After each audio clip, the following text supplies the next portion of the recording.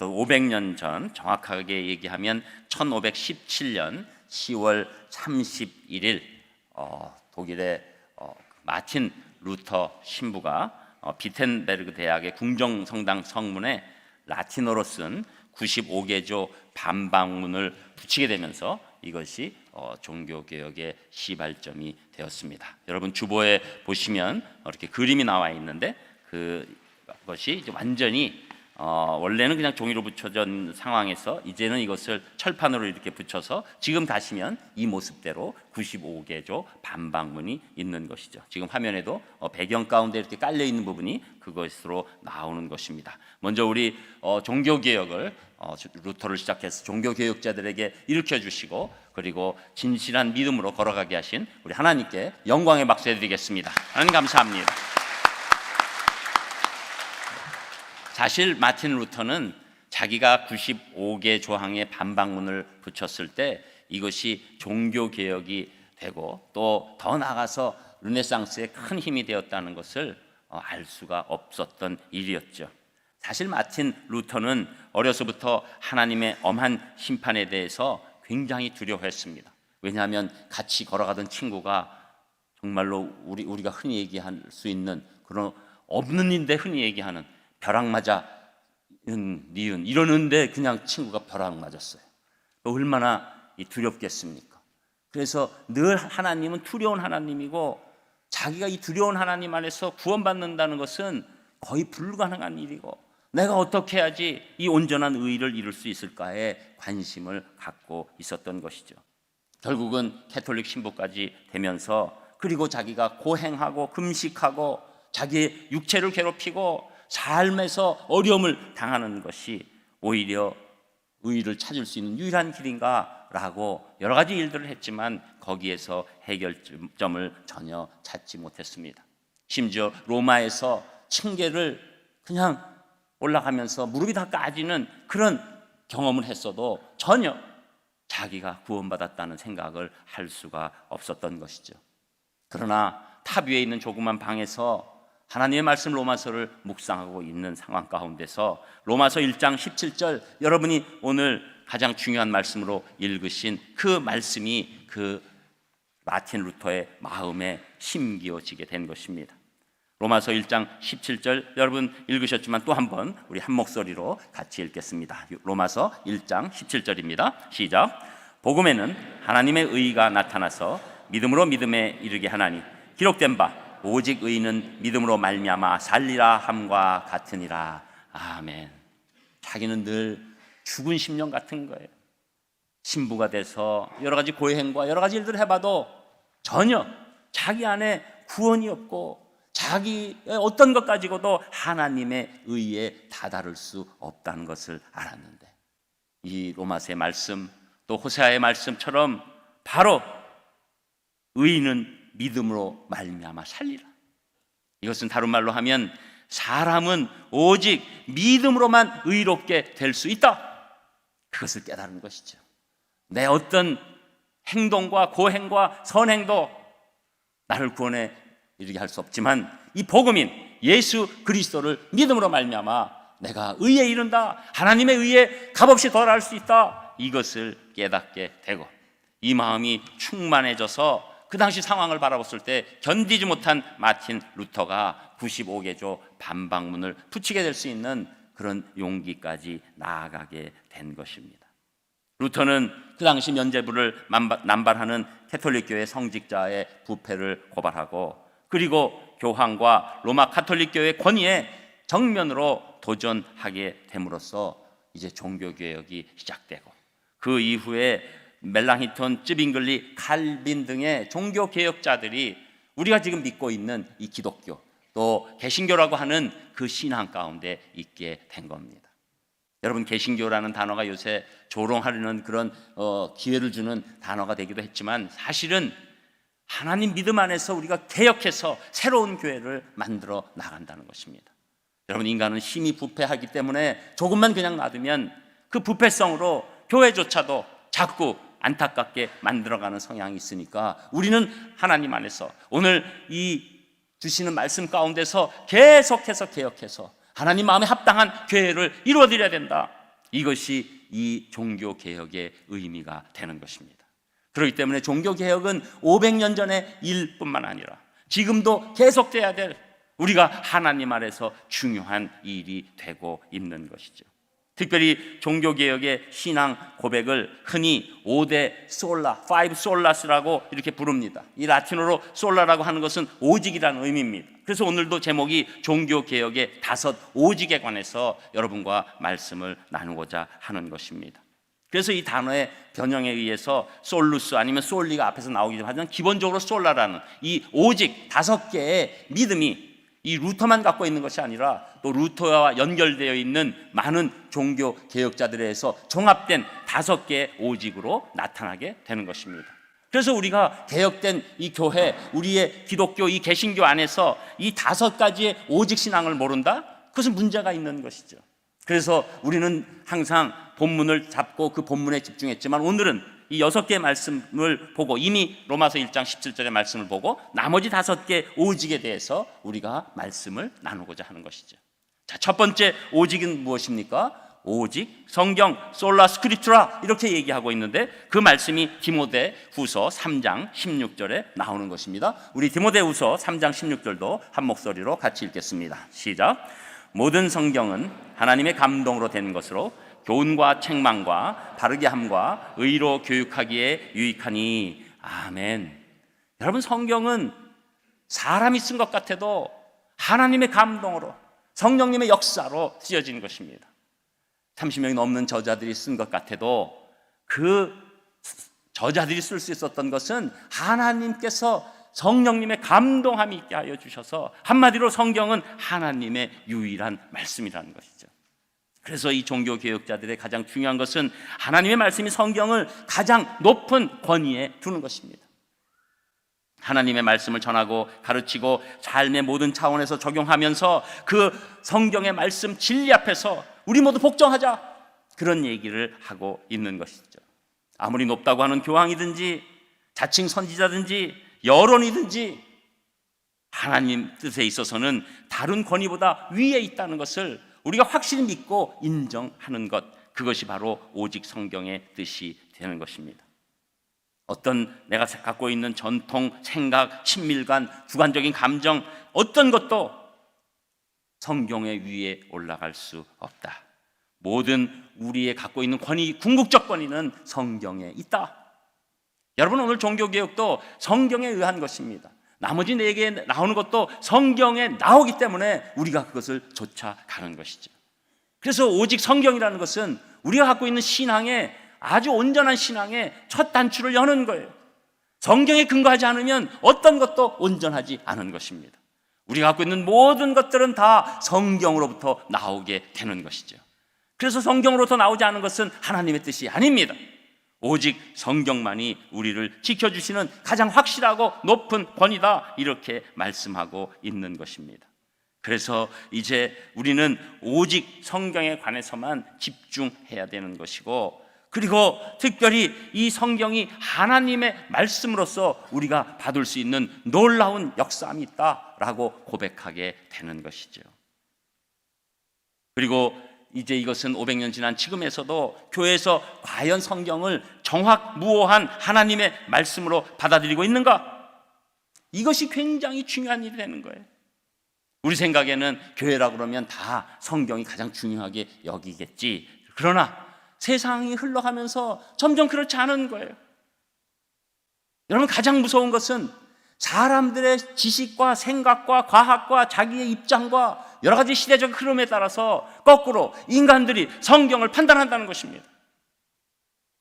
여러분, 이것이 가장 큰 지금 교회의 위기예요. 이것은 우리나라가 그래도 좀 적은 편이지만 앞으로 더 심해질 거라고 보여지고, 온 세계가 다 이 공격 앞에 많은 교회들이 무너졌습니다. 사람들이 받아들일 수 있는 만큼만 받아들이는 거예요. 내가 생각하는 것만큼만 받아들이는 거예요. 내가 인정할 것만 받아들이는 거예요. 내가 기분 좋은 것만 받아들이는 거예요. 그래서 성경보다 이 인본주의적인 것이 더 위에 있게 된 것, 그것이 우리의 이 모든 삶을 망치기 시작하게 되는 것입니다. 여러분, 신학이라도 다 좋은 신학이 아닙니다. 자유주의 신학은 사람의 눈으로 성경을 재단하는 거예요. 우리가 이해할 만하면 놔두지만 그렇지 않으면 비평하기 시작하는 겁니다. 기적을 인정하지 않습니다.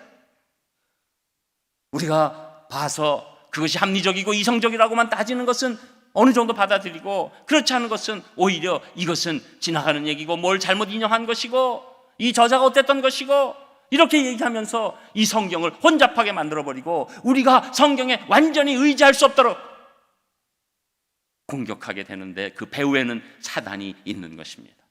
여러분, 우리가 성경을 믿지 못하게 되면 우리가 갖고 있는 중요한 이 기준인 너무나도 정확한 자아를 잃어버리게 되는 것이죠. 그러면서 인생은 흔들리는 것이고 갈 바를 모르는 것이고, 그리고 인생이 점점 구렁텅이로 빠져갈 수밖에 없는 안타까움이 있는 것입니다. 저는 여러분, 이 땅에 살면서 우리 산상교회 성도님들은 성경이 가장 높은 권위에 있게 되시기를 주님의 이름으로 축복합니다. 성경만이 우리를 살릴 것을 믿고 의지하시기를 믿음으로 축복합니다. 그리고 여러분, 이 성경의 유일성, 이 우리에게 완전히 알려주신 가장 권위의 책일 뿐만 아니라 성경으로 우리가 충분히 살 수 있다는 충분성도 여러분이 인정해 주셔야 된다는 거죠. 사람들은 신앙생활 하면서 이 하나님의 말씀이 이 현대에 와서는 부족하다, 이거 말씀만 가지고 살기에는 세상이 너무 복잡하다, 말씀만 의지하다가는 세상에서 큰 손해본다, 전혀 온전한 삶을 살 수 없다, 이렇게 얘기하는 사람들이 많아지는 것이죠. 그래서 이제 믿는다고 하면서도 실제적으로는 이건 나에게는 이거 좀 효과가 없는 것 아니야? 아니면 이렇게 복잡하고 과학적이고 앞서가는 세대에서는 괜히 이것 가지고, 이 낡은 그런 생각 가지고 내가 뒤처지는 것 아니야? 이런 두려움이 있고 안타까움이 있는 것입니다. 그러나 분명하게 하나님께서는 우리에게 말씀하십니다. 성경이 우리 인생을 살아가기에 충분하다. 성경을 의지하면 우리 인생이 복되진다. 성경이 하나님께서 주시는 놀라운 길을 인도해 준다. 성경은 우리에게 구원을 주시는 유일한 책이고 하나님을 알게 하는 유일한 책이지만 우리의 갈 길도 인도하시는 가장 합당한 책인 줄 믿습니다. 여러분, 우리가 어떤 물건을 대했을 때 요새같이 복잡한 세상에 여러분, 우리가 간혹 가다가 조립하다가 보면 그 안내서 조립서 읽지 않다가 큰 어려움 겪는 분들 많잖아요. 인간에 관해서 하나님이 창조하셨기 때문에 우리 인간에 관한 설명서, 유일한 설명서, 안내서 성경인 줄 믿습니다. 성경을 믿고 의지하고 쫓아가는 사람들에게 인생을 힘있게 살아가고 승리하게 될 줄 믿습니다. 그리고 두 번째, 우리가 갖고 있는 오직, 그 오직은 무엇입니까? 오직 그리스도인데 솔루스 크리스투스라고 하는 그 얘기 가운데서 사도행전 4장 12절에 그 말씀이 나오는 것이죠. 우리 사도행전 4장 12절도 한 목소리로 같이 읽겠습니다. 시작. 다른 이로서는 구원을 받을 수 없나니 천하 사람 중에 구원을 받을 만한 다른 이름을 우리에게 주신 일이 없음이라 하였더라. 아멘. 여러분, 성경에서 가장 중요하게 여기는 것, 바로 이 메시아 사상이에요. 구약은 오실 예수 그리스도를 말씀하고 있고, 신약은 오신 예수님의 그 메시아의 행적과 다시 오실 그 메시아를 향해서 걸어가고 있는 것이 신약 성경이죠. 그러면서 절대 구원은 다른 이로서 일어날 수 없다. 오직 예수님의 십자가의 보혈로 우리가 죄 사함 받고 구원받았다. 그리고 하나님의 백성이 되고 천국 가는 백성으로 바뀌었다. 이렇게 말씀하고 있는 것이죠. 그래서 천하에 있는 어떤 사람 중에서도 구원을 받을 만한 다른 이름을 우리에게 주신 적이 없다.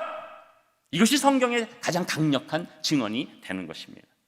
이것이 바로 복음이라는 것입니다. 오직 예수 그리스도만이 우리에게 구원을 주신다. 그래서 이 마틴 루터도 복음에는 하나님의 의가 나타났다. 복음, 오직 예수 그리스도만이 우리에게 구원을 주신다. 이것을 말씀하고 있는 것이죠. 여러분, 온전한 기독교는 오직 그리스도를 고백하는 것입니다. 오직 예수님에 의해서 우리가 구원받는 것이다. 예수 그리스도께서 이제 유일하게 우리 죄악을 위해서 십자가에 올라가셔서 아무 죄 없고 흠없는 하나님 되신 그분이 십자가에서 우리 죄악을 위해서 우리 죄를 대신해서 다 그 징벌을 받으시고 죽으셨기 때문에, 그리고 죄 없으신 분, 영원히 죽을 수 없는 것을, 죽음을 깨뜨리고 부활하셨기 때문에 그것이 우리를 살리는 유일한 그분이다, 구원자다, 이렇게 고백하는 것이죠. 여러분, 언뜻 보면 그럼 어느 교회나 어느 시대에 예수님에 대해서 그렇게 폄하하거나 없다고 하진 않았을 것 아닌가, 이렇게 생각하시는 분들이 있겠지만, 중요한 것은 예수 그리스도의 위에 다른 것을 첨가하는 거예요. 여러분, 그 당시 중세 교회 가운데서도 제일 문제가 무엇입니까? 예수 그리스도의 십자가의 사역에 인간의 공로를 덧붙이는 겁니다. 이 성자들의 공로를 덧붙이는 거예요. 세인트들의 공로가 더 중요하다고 믿고 나아가는 거예요. 거기에 예수 그리스도의 십자가에 또 나의 고행과 선행이 추가되어야 된다고 생각하게 되는 겁니다. 여러분, 구원에 있어서 예수 그리스도 외에 어떤 것이 첨가될 수 없는 거예요. 예수 그리스도의 십자가의 사건으로 우리는 구원받기에 충분한 줄 믿습니다. 예수님만이 우리를 구원하시는 유일한 분이시다. 이것이 온전한 거예요. 여러분, 그래서 지금도 유럽 여행을 하게 되시면 거의 성당 여행 비슷하게 하실 수도 있잖아요. 가는 곳마다 성당이 있는데, 중요한 것은 십자가도 있지만 십자가와 함께 어떤 상들이 쫙 있습니까? 이 성자들, 세인트들, 예수님의 직접 제자들의 상들이 쫙 같이 있죠. 가장 유명한 로마의 베드로 성당 가보세요. 거기에 서 있는 사람들, 예수 그리스도 외에 성자들이 서 있죠. 여러분, 교회가 개혁되고 나서 왜 십자가만 바라보는 모습으로 바뀌게 됩니까? 예수 그리스도 십자가에 어떤 것도 더해질 수 없다. 예수 그리스도의 십자가로 우리는 유일하게 구원받는 것이다. 어떤 존재도 우리를 위해서 십자가에서 죽은 분이 없다. 우리를 대신해서 죄악을 다 담당하신 분이 없다. 이것이 놀라운 우리 기독교의 그 의미가 되는 것이죠. 그래서 우리가 선행과 고행과 어떤 행동을 한다 할지라도 그것이 구원에 이르게 하지 않는다는 거예요. 여러분, 이것은 우리의 선행을 무시하거나 폄하하는 것이 아닙니다. 구원에 있어서 오직 그리스도만이 우리를 구원하실 수 있다고 말씀하시는 거예요. 여러분, 오직 그리스도는 현대에서도 중요한 이슈가 되는 거예요. 가만히 보면 이 예수님에다가 다른 것을 추가하는 일들이 있을 때 그것이 안 좋은 신앙으로 바뀌고 더 나아가면 이단이 되는 것이죠. 여러분, 이단의 특징은 그리스도의 사역이 없다고 하는 게 아니에요. 거기에 다른, 특히 교주의 사역을 덧붙이는 겁니다. 통일교가 그렇습니다. 신천지가 그렇습니다. 안상홍 증인회라는 하나님의 교회가 그렇습니다. 예수님의 십자가 외에 다른 것을 교묘하게 추가하는 것입니다. 저는 여러분, 구원에 있어서 오직 예수 그리스도의 보혈만이 여러분을 살리신 줄 믿으시기를 주님의 이름으로 축복합니다. 이것은 우리의 생명 같은 거예요. 예수 그리스도만이 우리를 살리신 분이다. 예수 그리스도만이 우리의 구원자시다. 이런 고백이 우리의 고백이 되어야 될 줄 믿습니다. 여러분, 또 세 번째는 오직 은혜입니다. 솔라 그라티아라고 얘기하는데 그 말씀은 에베소서 2장 8절에 나오는 것이죠. 에베소서 2장 8절도 우리가 한 목소리로 읽겠습니다. 시작. 너희는 그 은혜에 의하여 믿음으로 말미암아 구원을 받았으니 이것은 너희에게서 난 것이 아니요 하나님의 선물이라. 아멘. 사도 바울은 이 모든 자기에게 온 것을 한번 생각해 봤습니다. 믿음이 왔죠. 구원이 왔죠. 그런데 이 믿음과 구원의 배후에 더 크신 게 있었는데 그게 하나님의 은혜라는 거예요. 그리고 하나님의 은혜를 뭐라고 정의합니까? 하나님의 선물. 여러분, 선물의 정의는 또 무엇입니까? 전혀 다른 것 안 바라고 그냥 주는 게 선물이죠. 무엇을 바라고 어떻게 저렇게 하면서 싹 이렇게 넣어주는 걸 우리는 뭐라고 그러죠? 뇌물.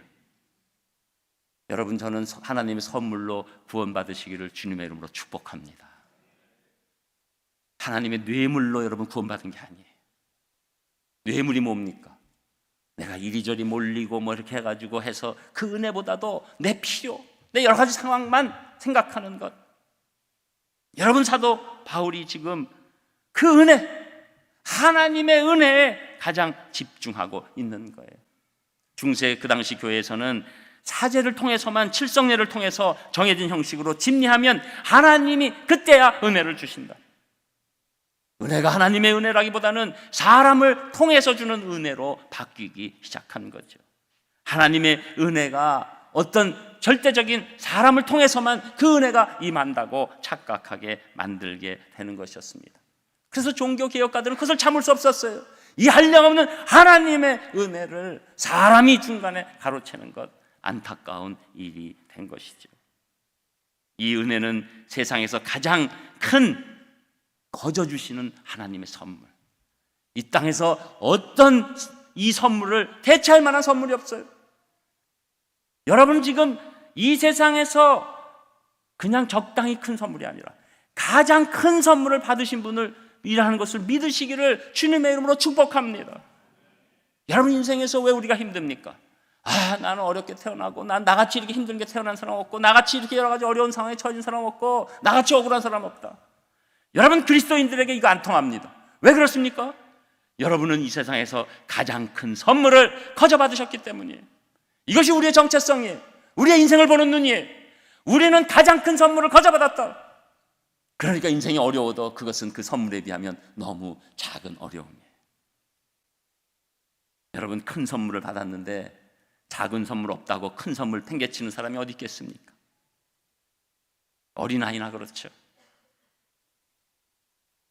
여러분 우리는 이미 가장 큰 선물을 받아서 늘 감사와 찬송이 넘치는 사람으로 바뀌게 된 것입니다. 여러분 이게 하나님의 은혜예요. 내가 생각하면 생각할수록 내가 어떻게 믿게 됐지? 내가 그때 어떻게 교회에 오게 됐지? 내가 어떻게 그런 부모님 밑에 있었기 때문에 모태신앙으로 있게 됐지? 어떤 분들은 이 모태신앙을 싫어하는 분들이 있어요. 나도 좀 뜨겁게 살고 싶은데 난 이미 와가지고. 안타까운 얘기입니다. 얼마나 귀한 일인데 모태신앙이라고 하면 모태신앙이야 막 이러면서 여러분 모태신앙 큰 복을 받으신 줄 아세요? 안 모태신앙도 큰 복을 받으신 줄 아세요? 모태든 안 모태든 우리는 엄청난 선물을 하나님의 은혜로 받았습니다. 이건 놀라운 선물이에요. 우리가 역사 50,000년이라고 그러고 우리 기독교가 들어온 지 130년 정도 된다고 그러고 또 여러분 부흥회 때 여러분이 어떻게 교회에 와서 누구 때문에 또 그 말씀이 믿어지게 되는 것. 여러분 지금 이 복음에 관해서 예수 그리스도만이 구원이라는 게 어려운 얘기인가요? 쉬운 얘기죠. 그런데 그게 믿어지나요? 안 믿어지죠. 그래서 안 믿는 거 아니에요. 우리 대한민국 사람 중에서 예수 그리스도께서 구원을 주신다, 죄를 사해 주신다, 이 얘기 모르는 사람 어디 있습니까? 문제는 뭡니까? 그게 안 믿어지잖아요. 여러분 믿어지셨어요? 하나님의 은혜인 줄 믿습니다. 여러분 이건 한량없어요.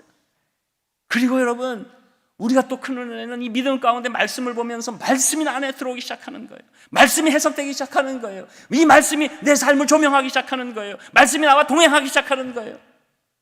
그리고 내가 몰랐던 걸 깨달은 거예요.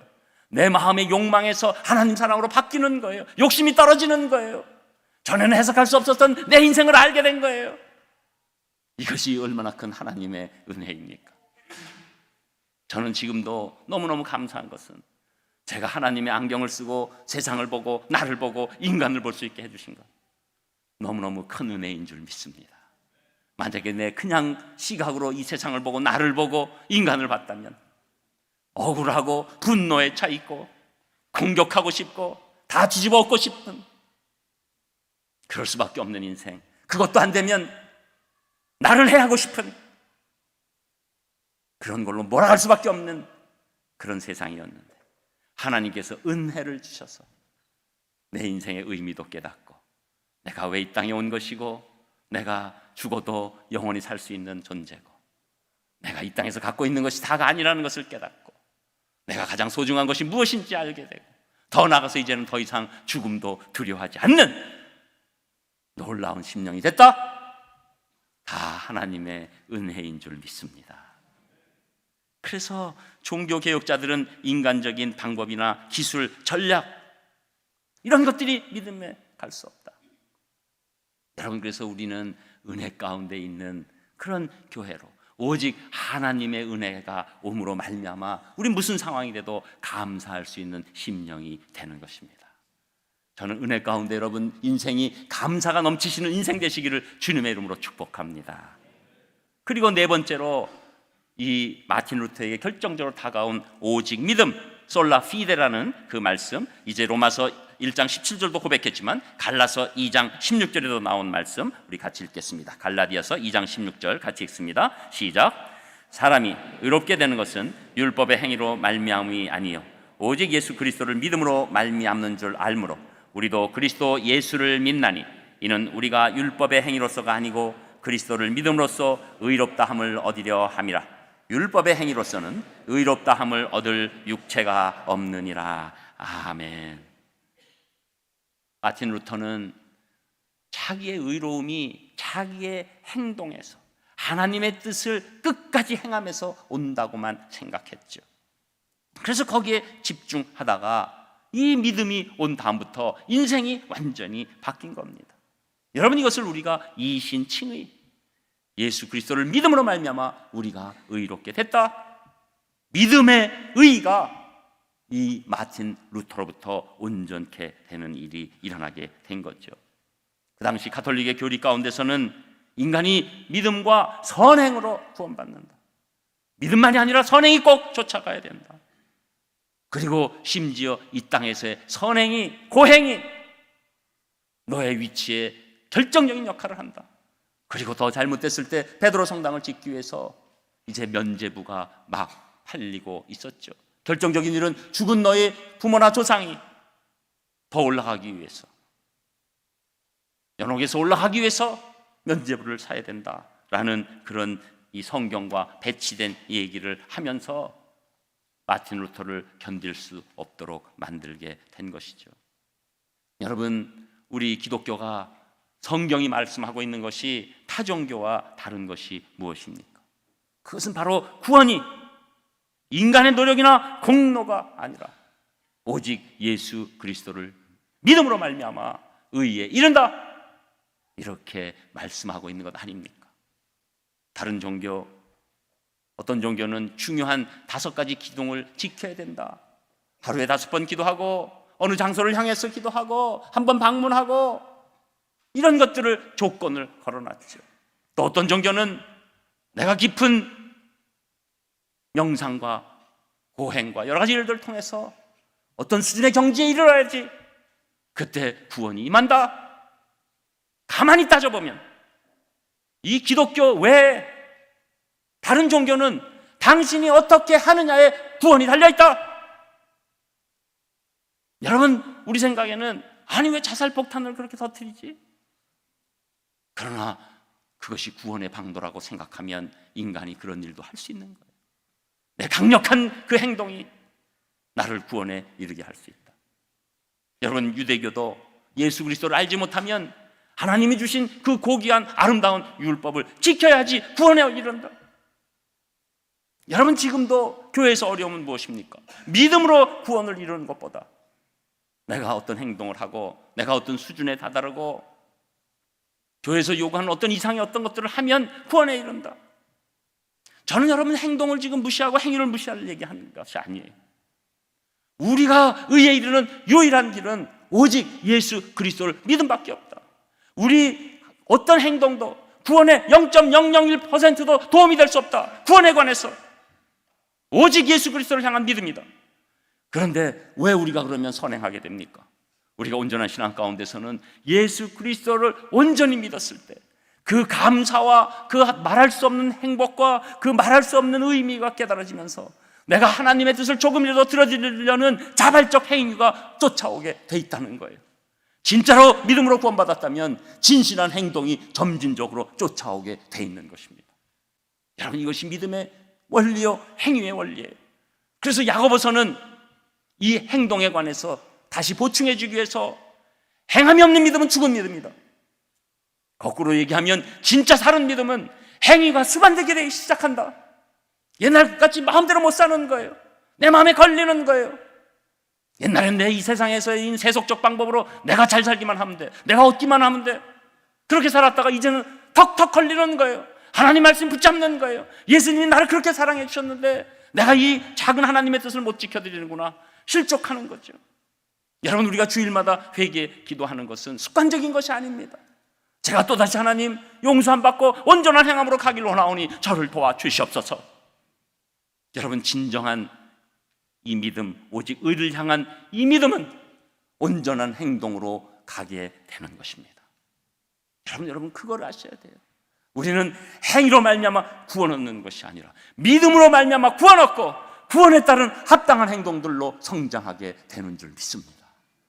여러분, 지금 대한민국의 교회 가운데 우리 기독교인들이 공격받는 이유가 바로 이 부분입니다. 분명히 믿었다고 그러는데 행동이 쫓아오지 않는 것이죠. 야고보서의 말씀대로 생각해 보면 우리가 진짜 예수님을 믿는 것인가? 다시 한번 생각해 봐야 할 그 시점이에요. 저는 우리 산상교회 성도님들 진짜 믿음이 있으시기 때문에 아름다운 행동도 뒤따라올 줄 믿습니다. 여러분, 지금은 부족하지요. 다른 사람이 볼 때는 뭐 그렇게 큰 차이는, 그러나 나로서는 지금 상당한 발전이 있는 거예요. 다른 사람 볼 때는 아니 뭐 그 정도, 나는 옛날부터 도덕적 수준이 높은 사람 그렇게 얘기할 수 있죠. 그러나 내 깜냥에는 지금 많이 성장해 온 거예요. 옛날에는 어떤 분이 그냥 모든 판단이 세속적 판단으로 뭐 이랬다 저랬다 했던 분들이 이제는 맞아, 내가 부족하지, 그러면서 행동도 유해지고 선해지고. 여러분, 예수 그리스도를 믿는 분들이 나이가 점점 먹으면 하나님 안에서 은혜로운 분들이 될 줄 믿습니다. 그건 내가 억지로 하는 게 아니에요.